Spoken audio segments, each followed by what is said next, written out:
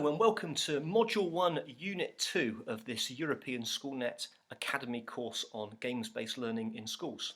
Last time we were looking at some background and resources and some things for you to maybe have a read and to explore, and now we're going to be thinking about why use computer games in the classroom. So why use computer games? It's a question that I've had pretty much for all of my career.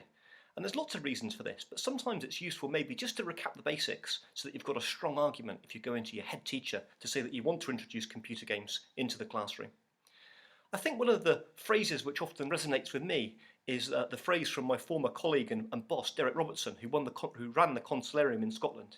He said, good teachers use good tools. And you know what? Sometimes that tool is a pen or pencil, sometimes it's a computer game, sometimes it's taking children outside.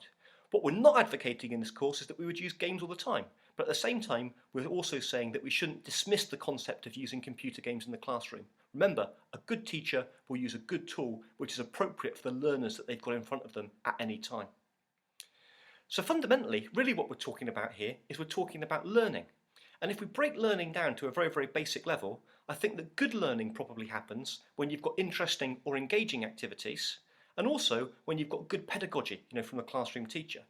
James Paul Gee would describe it as semi-demotic domains, where you take the domain of the child and you combine that with good learning and teaching to create a really interesting space in the middle where learning really thrives.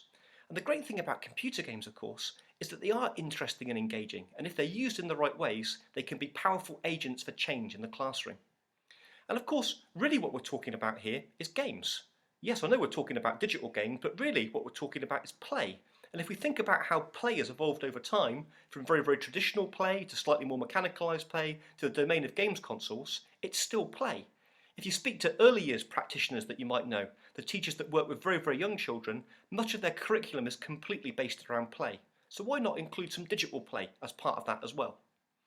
And the other thing, I guess, is that if we are talking about play and playful learning, and we think back to games that we've maybe used when we were younger as children, this was my favourite game. It's a game called Mousetrap.